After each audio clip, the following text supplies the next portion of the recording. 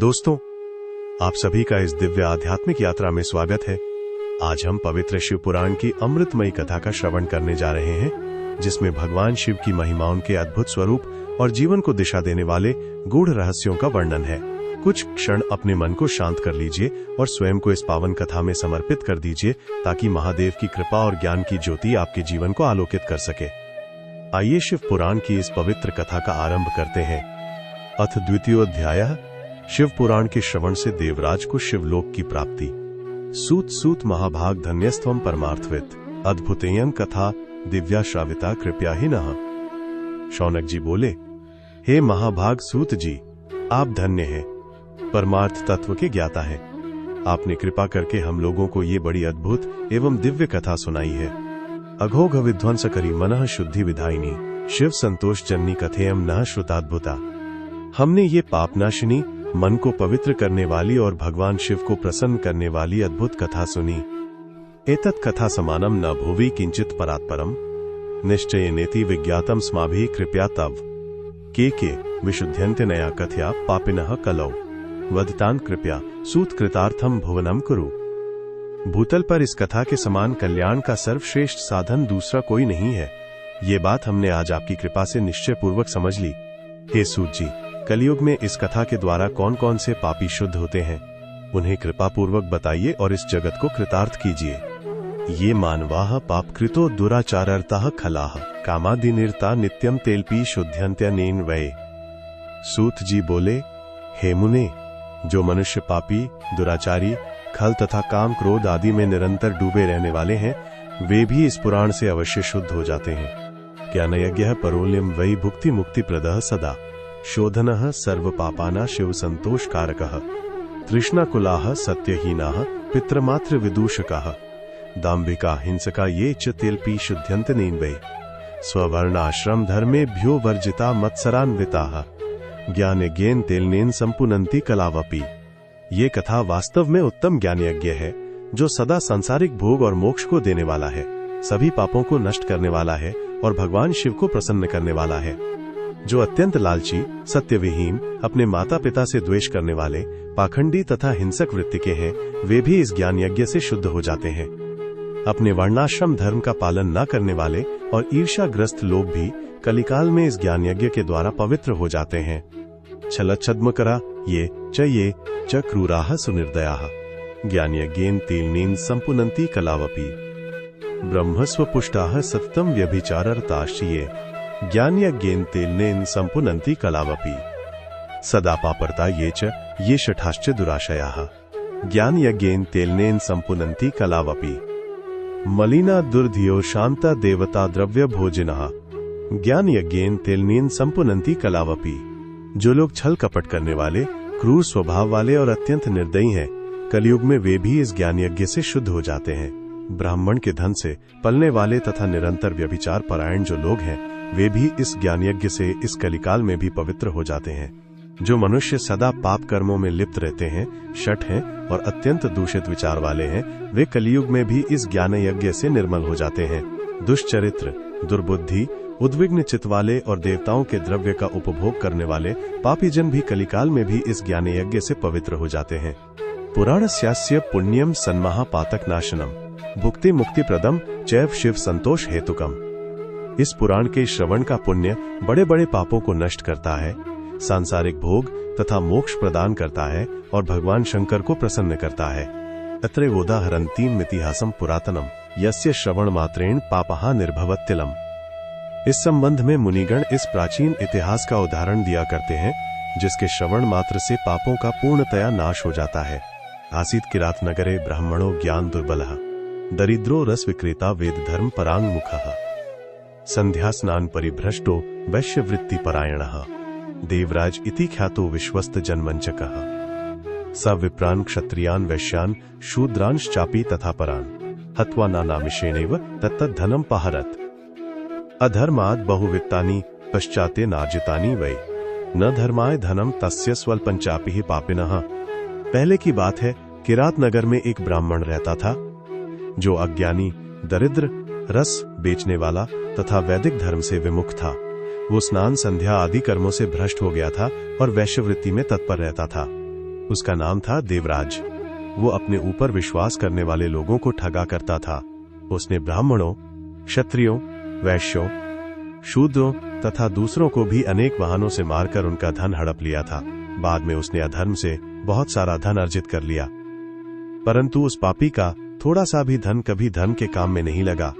एक दैकत नागिस स्नातुम या तो महिसुरः वेश्या शोभावती नाम दृष्ट्वा तत्राति विह्वलः स्ववशम धनिनम विप्रम ज्ञात्वा हृष्टात् सुंदरी वार्तालापेन तच्चित्तम प्रीतिमत समझायत स्त्रियम कर्तुं स तामेने पतिं कर्तुं च सा तथा एवं कामवशो भूत्वा बहुकालम विजहतुः। एक दिन वह ब्राह्मण एक तालाब पर नहाने गया।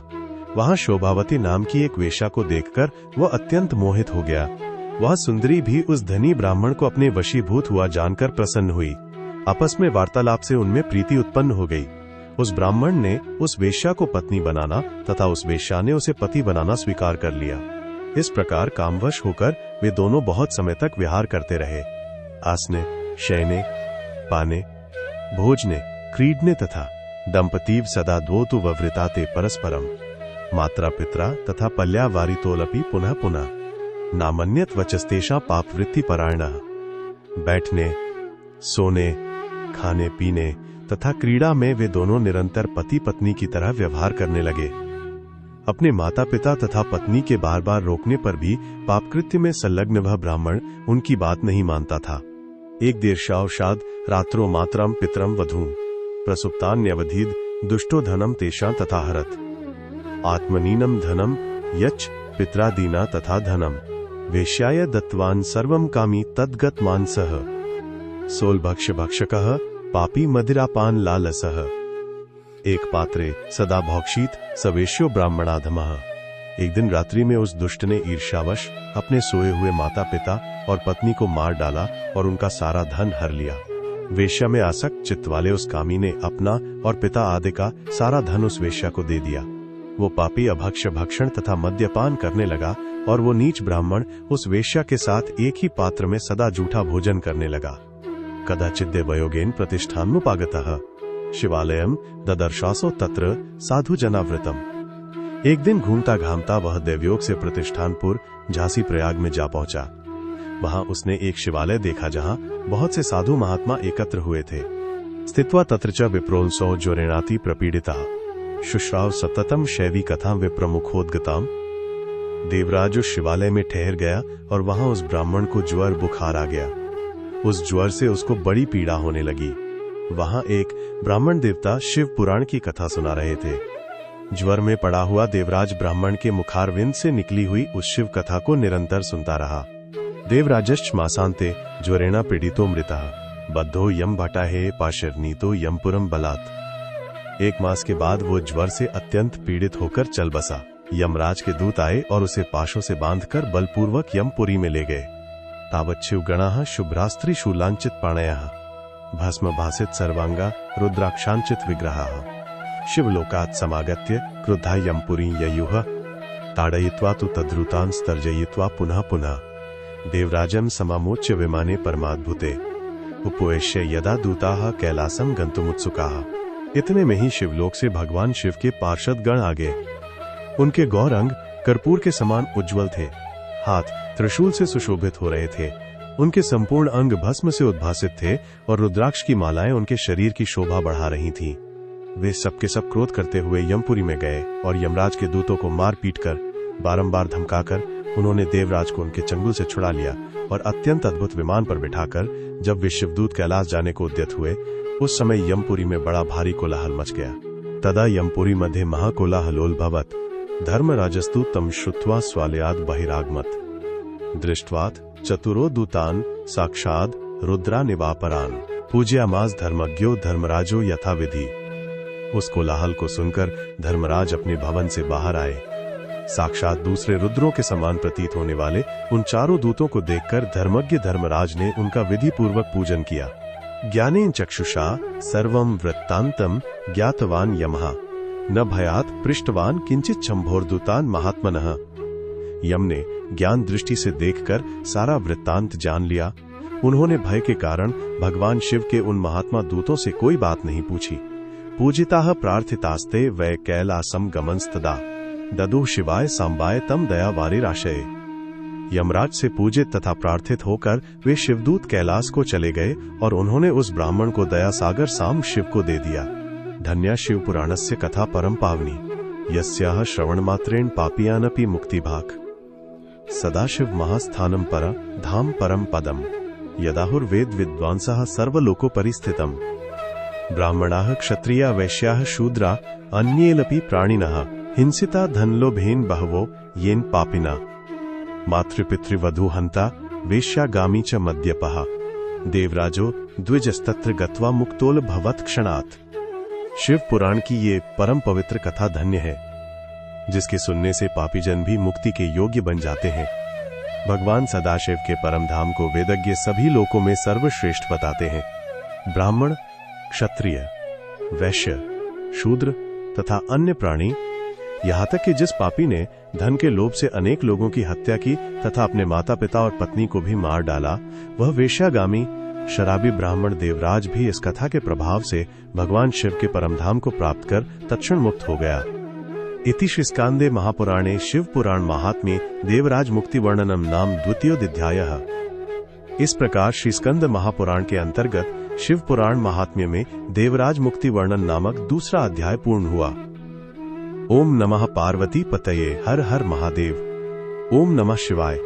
दोस्तों, अगर आपको ये वीडियो पसंद आया हो तो कृपया इसे लाइक करें और हमारे चैनल को सब्सक्राइब जरूर करें। आपका एक छोटा सा सहयोग हमें प्रेरणा देता है ताकि हम आपके लिए ऐसे ही और भी सुंदर व आध्यात्मिक वीडियो लेकर आते रहें। जल्द ही अगले वीडियो में फिर मुलाकात होगी। धन्यवाद।